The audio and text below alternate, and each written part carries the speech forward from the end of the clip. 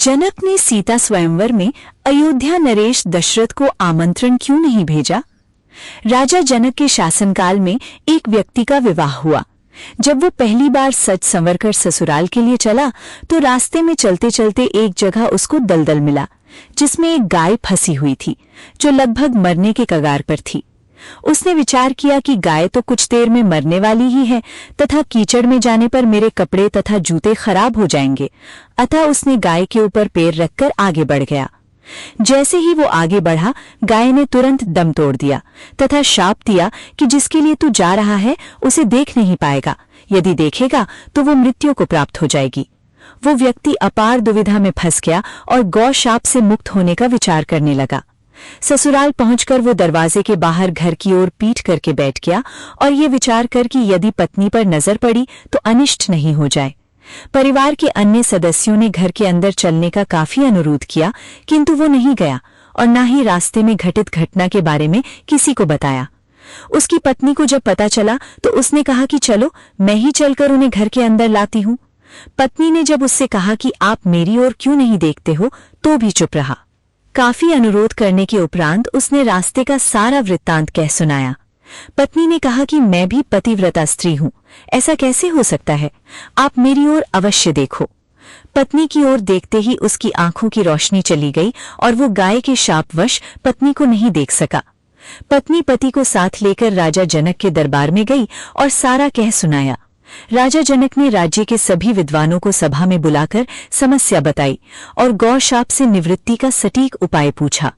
सभी विद्वानों ने आपस में मंत्रणा करके एक उपाय सुझाया कि यदि कोई पतिव्रता स्त्री छलनी में गंगाजल लाकर उस जल के छींटे इस व्यक्ति की दोनों आंखों पर लगाए तो गौ शाप से मुक्ति मिल जाएगी और इसकी आंखों की रोशनी पुनः लौट सकती है। राजा ने पहले अपने महल के अंदर की रानियों सहित सभी स्त्रियों से पूछा तो राजा को सभी के पतिव्रता होने में संदेह की सूचना मिली। अब तो राजा जनक चिंतित हो गए। तब उन्होंने आसपास के सभी राजाओं को सूचना भेजी कि उनके राज्य में यदि कोई पतिव्रता स्त्री है तो उसे सम्मान सहित राजा जनक के दरबार में भेजा जाए। जब ये सूचना राजा दशरथ को मिली तो उसने पहले अपनी सभी रानियों से पूछा।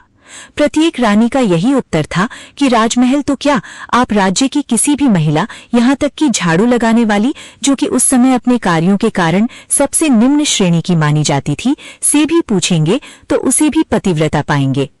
राजा दशरथ को इस समय अपने राज्य की महिलाओं पर आश्चर्य हुआ और उसने राज्य की सबसे निम्न मानी जाने वाली सफाई वाली को बुला भेजा और उसके पतिव्रता होने के बारे में पूछा। उस महिला ने स्वीकृति में गर्दन हिला दी। तब राजा ने ये दिखाने के लिए कि अयोध्या का राज्य सबसे उत्तम है, उस महिला को ही राज सम्मान के साथ जनकपुर को भेज दिया। राजा जनक ने उस महिला का पूर्ण राजसी ठाट बाट से सम्मान किया और उसे समस्या बताई।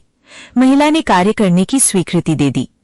महिला छलनी लेकर गंगा किनारे गई और प्रार्थना की कि हे गंगा माता, यदि मैं पूर्ण पतिव्रता हूँ तो गंगा जल की एक बूंद भी नीचे नहीं गिरनी चाहिए। प्रार्थना करके उसने गंगा जल को छलनी में पूरा भर लिया और पाया कि जल की एक बूंद भी नीचे नहीं गिरी। तब उसने ये सोचकर कि ये पवित्र गंगा जल कहीं रास्ते में छलक कर नीचे नहीं गिर जाए, उसने थोड़ा सा गंगा जल नदी में ही गिरा दिया और पानी से भरी छलनी को लेकर राज दरबार में चली आई। राजा और दरबार में उपस्थित सभी नर नारी ये दृश्य देख आश्चर्यचकित रह गए तथा उस महिला को ही उस व्यक्ति की आंखों पर छींटे मारने का अनुरोध किया और पूर्ण राज सम्मान देकर काफी पारितोषिक दिया। जब उस महिला ने अपने राज्य को वापस जाने की अनुमति मांगी तो राजा जनक ने अनुमति देते हुए जिज्ञासावश उस महिला से उसकी जाति के बारे में पूछा। महिला द्वारा बताए जाने पर राजा आश्चर्यचकित रह गए। सीता स्वयंवर के समय ये विचार कर कि जिस राज्य की सफाई करने वाली इतनी पतिव्रता हो सकती है तो उसका पति कितना शक्तिशाली होगा। यदि राजा दशरथ ने उसी प्रकार के किसी व्यक्ति को स्वयंवर में भेज दिया तो वो तो धनुष को आसानी से संधान कर सकेगा और कहीं राजकुमारी किसी निम्न श्रेणी के व्यक्ति को न वर ले। अयोध्या नरेश को राजा जनक ने निमंत्रण नहीं भेजा, किंतु विधाता की लेखनी को कौन मिटा सकता है। अयोध्या के राजकुमार वन में विचरण करते हुए अपने गुरु के साथ जनकपुर पहुंच ही गए और धनुष तोड़कर राजकुमार राम ने सीता को वर लिया।